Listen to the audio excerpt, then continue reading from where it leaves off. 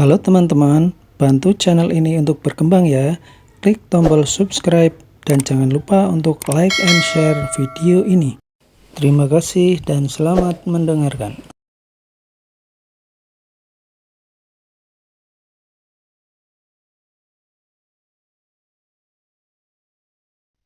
Bab 51, Aku bisa memberimu rasa keamanan. Tuan Muda Wijaya menyuruhku untuk datang menyelamatkan kalian. Ujar lelaki parubaya itu dengan acuh tak acuh. Tuan Muda Wijaya? Siapa Tuan Muda Wijaya? Aku tidak kenal. Hawik semakin bingung.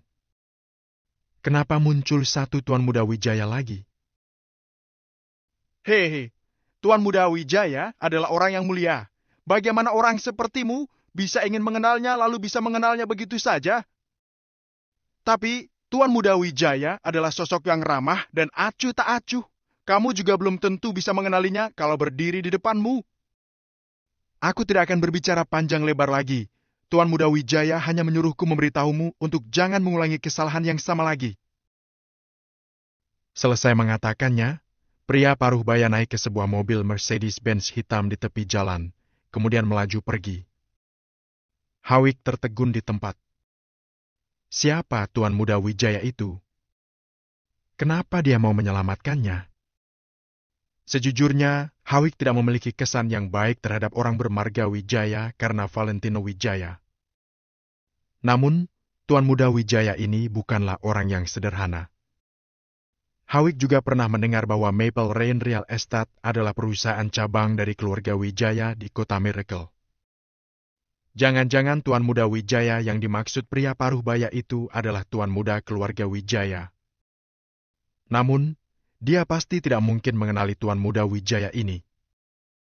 Apakah karena Tuan Muda Wijaya merasa dirinya adalah karyawan Maple Rain Real Estate, maka menyelamatkan dirinya? Akan tetapi, Tuan Muda Wijaya itu menyuruh dirinya untuk jangan mengulanginya lagi. Apakah dirinya pernah menyinggung Tuan Muda Wijaya? Kenapa Tuan Muda Wijaya masih ingin menyelamatkan dirinya jika dia pernah menyinggungnya? Chloe yang ada di samping juga muncul pemikiran lain saat Hawik sedang melamun. Kalau Hawik tidak mengenali Tuan Muda Wijaya, itu berarti Tuan Muda Wijaya pasti bukan datang secara khusus untuk menyelamatkan Hawik. Tuan Muda Wijaya mungkin datang menyelamatkan orang lain dan sekalian menyelamatkan Hawik. Maka hanya tinggal satu kemungkinan. Tuan Muda Wijaya itu pasti datang menyelamatkannya. Memikirkan ini, hati Chloe merasa sangat senang. Apakah ada Tuan Muda Wijaya di antara semua lelaki yang pernah didekatinya? Apakah Tuan Muda Wijaya itu tertarik padanya, sehingga terus melindungi dirinya secara diam-diam? Semakin memikirkannya, Chloe merasa semakin senang. Dia merasa dirinya seperti Cinderella saat ini. Dia pasti disukai oleh seorang pangeran yang mulia tanpa dia sadari. Ya ampun! Perasaan dilindungi oleh seseorang benar-benar sangat bahagia. Tuan Muda Wijaya, ujar Chloe dengan tak tertahankan. Apa maksudmu? Chloe, apakah kamu memiliki hubungan dengan Tuan Muda Wijaya itu? Setelah mendengar perkataan Chloe, Hawik merasa semakin aneh. Apa hubungannya denganmu? Dasar orang tidak berguna! Chloe memandang Hawik dengan dingin. Hawik memang termasuk orang yang lumayan dalam matanya, tetapi dibandingkan dengan Tuan Muda Wijaya, Hawik tidak termasuk apa-apa lagi sekarang. Dasar wanita jalang! Aku sudah tahu kalau kamu bukanlah wanita baik-baik. Hawik merasa dirinya seperti diselingkuhi. Dia merasa sangat emosi dalam seketika dan langsung menampar Chloe. Plak! Suara tamparan yang nyaring bergema di jalan raya. Namun, Chloe tidak merasakan rasa sakit di wajahnya. Beberapa saat kemudian, dia baru membuka matanya. Dia hanya melihat Hawik memegang wajahnya dan menatap pemuda di depan dengan sulit dipercaya. Mario, Anda? Hawik merasa sangat kebingungan. Kenapa Mario tiba-tiba memukulinya? Bagus sekali kamu, Hawik. Kamu membawa kami ke sini hanya untuk dipermalukan, kah? Valentino yang kamu maksud itu hanya seorang bocah. Bocah yang tidak berguna sama sekali. Tuan Muda Mario menatap Hawik dengan dingin. Sekarang Tuan Muda Rain sedang mabuk.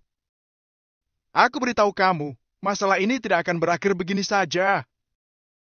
Setelah Tuan Muda Rain bangun, kamu dan Valentino bersiap-siaplah untuk menerima amarah Tuan Muda Rain.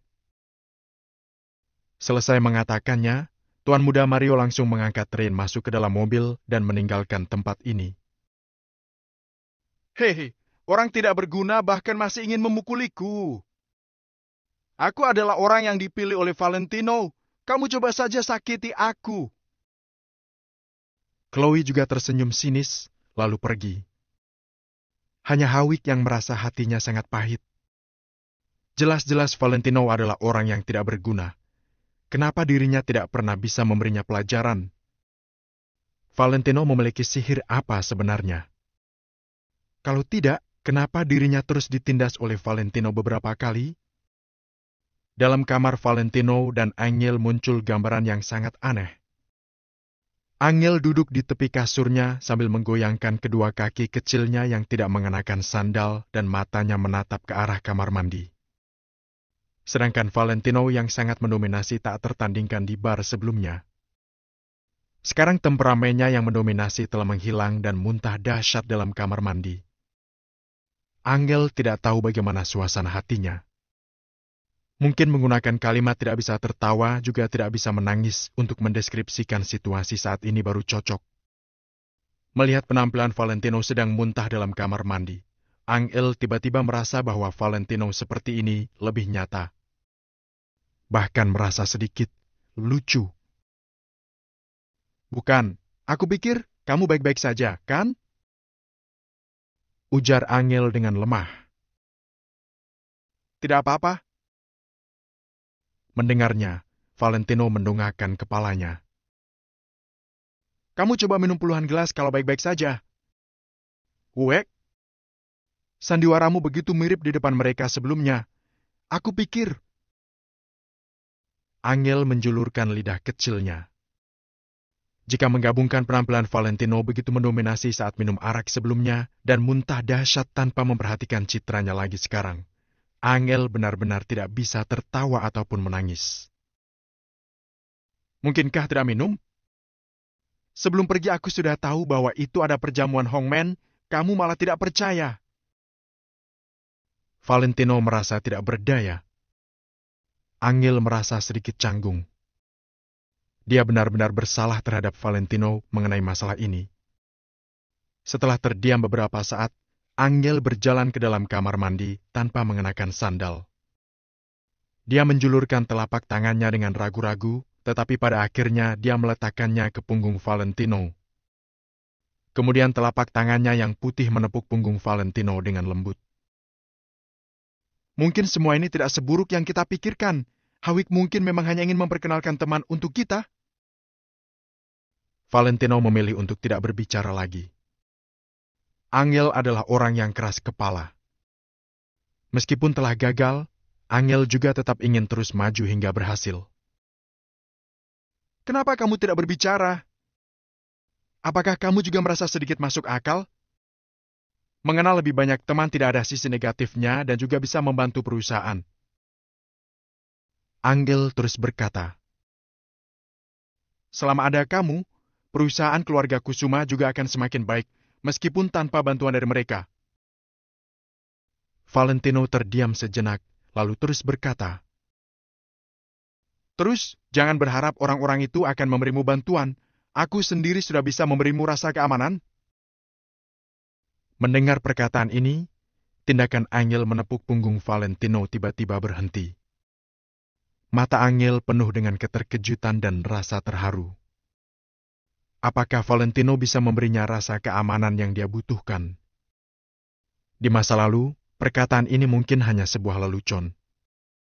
Namun pada saat ini, setelah bergaul dengan Valentino dalam akhir-akhir ini, semua tindakan Valentino sedang menafsirkan kalimat ini.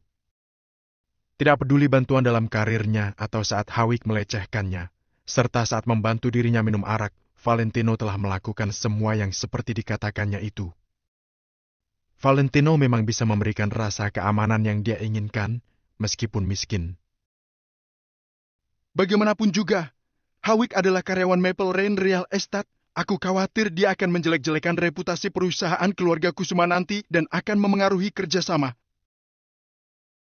Angel merasa sedikit khawatir. Tetapi kekhawatiran ini juga bukan tidak masuk akal, karena secara relatif, Maple Rain Real Estate pasti akan lebih dekat dengan karyawannya sendiri. Hehe, tidak ada gunanya Hawik mengatakannya. Valentino mendongakkan kepala dan tertawa dengan percaya diri. Maple Rain Real Estate ingin kerja sama dengan siapa dan ingin bagaimana. Itu semua hanya tergantung dengan omongannya Valentino. Hawik ingin campur tangan masalah ini, benar-benar bermimpi.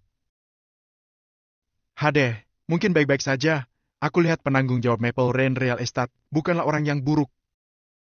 Oh ya, Valentino, ayo kita pergi jalan-jalan beberapa hari setelah masalah di sini selesai. Angel tiba-tiba berkata, pergi kemana? Sepertinya tidak usah pergi deh. Valentino tertegun dan langsung menolak. Lagi pula, beberapa hari lagi akan tanggal 8. Itu adalah hari perayaan tahunan pernikahannya dengan Angel yang ketiga tahun. Dia ingin memberi kejutan besar untuk Angel pada hari itu, sehingga dia bagaimana mungkin memiliki waktu untuk jalan-jalan. Sedangkan Angel juga sedang memikirkan hari pada tanggal 8 itu dalam hatinya. Bab 52, Rencana Berbahaya. Sekarang di keluarga Kusuma tersebar berita bahwa pada tanggal 8 nanti, Tuan Muda Wijaya akan mengunjungi kota Neo secara pribadi dan menyatakan cinta dengan cara yang mewah para gadis yang dia sukai dari keluarga Kusuma. Kiara dan beberapa gadis-gadis dari keluarga Kusuma selalu memamerkan keunggulan mereka di depan Angel, sehingga hati Angel sedikit sedih, tapi dia tidak mengatakannya. Jadi dia ingin menghindari beberapa hari itu dan tidak ingin menerima rumor itu. Angel melirik Valentino, lalu dia menjawab sambil menghela napas. Lupakan saja, bicarakan nanti lagi saja. Di sisi lain, di rumah Robert. Angel pasti berselingkuh dengan penanggung jawab umum Maple Rain Real Estate. Pasti! Kata Robert menggertakkan giginya. Besok lusa, Maple Rain Real Estate akan mengadakan upacara peresmian pembukaan pabrik dan upacara peletakan batu pertama di kota Arteria. Pada saat itu, ada banyak orang penting di kota Neo. Tidak peduli apakah mereka pengusaha elit atau pemimpin tingkat atas, pasti akan datang untuk memberi selamat pada Maple Rain Real Estate. Kesempatan ini sangat bagus untuk menunjukkan dirinya. Jadi Robert telah merencanakan setelan baju mana yang akan dia kenakan saat dia naik ke atas panggung dari beberapa hari yang lalu. Akan tetapi, dalam pertemuan kemarin, grup Kusuma menerima pemberitahuan dari Maple Rain Real Estate yang mengatakan bahwa dari grup Kusuma hanya membutuhkan Angel naik ke atas panggung untuk memotong pita. Sebagai media kerjasama dari kedua perusahaan, wajar saja Angel naik ke panggung untuk memotong pita. Namun, Robert ternyata tidak memiliki kesempatan untuk naik panggung. Di dalam pemberitahuan itu ternyata tidak menyebutkan nama Robert. Awalnya sudah menyiapkan segalanya. Tapi kamu malah bilang kalau tidak urusanku. Bisa bayangkan bagaimana perasaan Robert saat ini, kan? Bobby duduk di samping dengan wajah muram. Meskipun dia tidak mengatakan sepatah kata pun, dia juga sangat kesal. Kalau Robert tidak bisa naik ke panggung untuk memotong pita itu masih tidak apa-apa. Tapi Bobby, sebagai CEO grup Kusuma, ternyata juga tidak punya hak ini. Seorang CEO bahkan tidak sepenting Angel, ini sungguh membuat Bobby sangat malu. Bobby tahu bahwa Maple Rain Real Estate sangat menghargai Angel, jika tidak, dia tidak akan menandatangani perjanjian kerjasama dengan Angel. Namun, dia tidak menyangka bahwa bobot Angel di mata Maple Rain Real Estate akan sebegitu penting. Seluruh grup Kusuma, Dari CEO perusahaan hingga keamanan perusahaan, tidak ada yang memenuhi syarat untuk naik panggung. Hanya Angel satu-satunya yang bisa naik ke atas panggung. Bukankah ini berarti bahwa seluruh grup Kusuma tidak sekuat Angel seorang? Sebagai CEO grup Kusuma, Bobby merasa sangat kesal. Sejak Angel menjabat sebagai manajer umum perusahaan, Bobby langsung merasakan krisis. Semua orang dapat melihat kemampuan Angel. Banyak eksekutif tingkat tinggi telah diyakini oleh Angel dan merasa bahwa Angel dapat memimpin grup Kusuma dengan lebih baik. Awalnya Bobby sudah merasa bahwa dia sudah kehilangan banyak kekuatannya.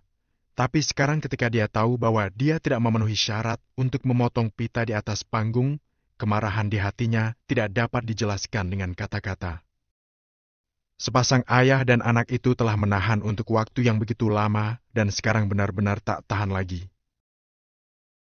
Aku sekarang curiga, latar belakang Maple Rain Real Estate ini keluarga Wijaya di kota Miracle atau bukan? Keluarga Wijaya di kota Miracle bahkan akan bertunangan dengan anggota keluarga kita, maka nanti sudah menjadi keluarga. Kenapa mereka seperti memandang rendah kita, tapi pilih kasih dan hanya menyukai Angel? Robert berkata dengan tidak sabar. Dia benar-benar tidak mengerti kenapa Maple Rain Real Estate melakukan ini. Bobby juga memiliki keraguan ini. Mungkinkah Maple Rain Real Estate hanya menggunakan nama keluarga Wijaya di kota Miracle untuk dengan sengaja menghalangi distrik bisnis kota Neo? Berdasarkan logika, dengan hubungan keluarga Kusuma dan keluarga Wijaya yang akan menjadi besan, sikap Maple Rain Real Estate pada keluarga Kusuma harusnya sangat baik. Akan tetapi, kemungkinan ini tidak tinggi. Dengan kekuatan keluarga Wijaya di kota Miracle, pasti tidak ada yang berani berpura-pura menjadi mereka. Apakah Angel membual pada Maple Rain Real Estate dan berbicara buruk tentang kita? Bobby sedikit mengernyit. Pasti! Dia iri pada Kiara dan yang lainnya karena disukai oleh Tuan Muda Wijaya. Jadi dia pasti diam-diam memfitnah keluarga Kusuma.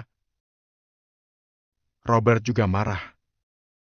Bobby terdiam beberapa saat sebelum berbicara.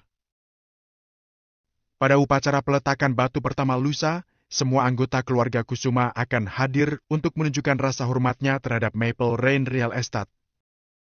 Nanti, kamu cari kesempatan untuk menyebarkan masalah perselingkuhan Angel dengan Maple Rain Real Estate, lalu permalukan Valentino karena diselingkuhi. Terlihat kebencian di mata Bobby. Bobby sudah merasa sangat kesal hingga dia kehilangan akal sehatnya. Apakah ayah benar-benar ingin berbuat begitu? Tanya Robert senang. Robert sudah sejak awal ingin membeberkan tentang Angel yang berselingkuh dari Valentino, membuat Valentino marah besar serta membuat Angel hancur. Dengan pemikiran Nyonya Besar Kusuma yang kolot itu, Nyonya Besar Kusuma pasti tidak akan membiarkan perempuan yang telah merusak nama baik keluarga masih tetap mengurusi grup Kusuma. Pada saat itu, Angel akan dicap sebagai tukang selingkuh dan dia tidak akan bisa lagi merebut kekuasaan dengan Bobby. Lakukanlah. Tapi ingat, untuk sementara hal ini hanya boleh diedarkan di keluarga Kusuma, tidak boleh untuk orang luar. Bobby menganggukkan kepala mengiyakan. Bobby melakukan ini agar banyak orang tahu aib Angel. Apa pula hubungan aib Angel dengannya? Pada saat itu lebih baik lagi jika Bobby membuat semua orang di kota Neo tahu tentang keburukan Angel dan di saat yang sama dia bisa mencari alasan untuk mengusir Angel dari keluarga Kusuma. Akan tetapi sekarang bukanlah waktu yang tepat karena grup Kusuma baru saja bekerja sama dengan Maple Rain Real Estate. Bobby tidak boleh membuat masalah terlebih dahulu. Karena Bobby tidak ingin jika hubungan kerja sama Maple Rain Real Estate dan grup Kusuma hancur karena Maple Rain Real Estate marah. Keinginan Bobby bukan hanya sekedar menghancurkan Angel, tapi juga ingin membuat kerjasama yang telah didapatkan Angel menjadi miliknya. Aku mengerti, ya. Ayah tenang saja, aku pasti akan melakukannya dengan baik. Ujar Robert senang. Bagi Robert, menjatuhkan Angel adalah hal yang paling membuat dia bersemangat. Keesokan harinya, semua anggota keluarga Kusuma mengadakan pertemuan. Semua orang sudah sampai di tempat pertemuan, mulai dari Nyonya Besar Kusuma yang paling berkuasa hingga Valentino sang menantu tidak berguna. Maple Rain Real Estate benar-benar terlalu kuat dan keluarga Kusuma tidak berani mengabaikan apapun yang berhubungan dengan Maple Rain Real Estate. Selain itu, besok adalah upacara peletakan pondasi dan upacara itu merupakan upacara yang sangat penting. Nyonya Besar Kusuma duduk di kursi utama, Bobby Kusuma, David Kusuma, dan beberapa putra lainnya duduk di sampingnya. Mary beserta para ipar lainnya duduk bersama di posisi lebih bawah. Selanjutnya adalah Angel, Robert, Kiara, dan lainnya yang merupakan anggota generasi ketiga keluarga Kusuma. Tentu saja Valentino duduk di paling belakang. Selama 3 tahun posisi duduk Valentino tidaklah berubah dan Valentino sudah terbiasa dengan posisinya. Angel, bagaimana dengan upacara peletakan pondasi? Nyonya Besar Kusuma memandang Angel dengan ramah. Selama beberapa waktu ini, perlakukan Nyonya Besar Kusuma kepada Angel sudah jauh berubah dari yang sebelumnya. Awalnya memandang rendah Angel hingga sekarang malah memandang Angel begitu penting. Hal ini didapat Angel bukan hanya dari bantuan diam-diam Valentino semata, tapi juga dari kerja keras Angel sendiri. Valentino hanya memberikan Angel sebuah kesempatan. Lalu Angel sendirilah yang memenangkan kesempatan itu dengan menggunakan kerja keras dia sendiri dan mendapatkan pengakuan dari Nyonya Besar Kusuma. Nenek, semua persiapannya sudah selesai. Jawab Angel. Baik, kamu telah melakukannya dengan baik. Nenek tenang kalau kamu yang mengurusnya. Nyonya Besar Kusuma tersenyum lembut. Melihat Nyonya Besar Kusuma yang seperti ini, dia sama sekali tidak seperti dulu yang bersikap dingin pada Angel. Sementara Valentino hanya diam saja, dalam hatinya merasa senang.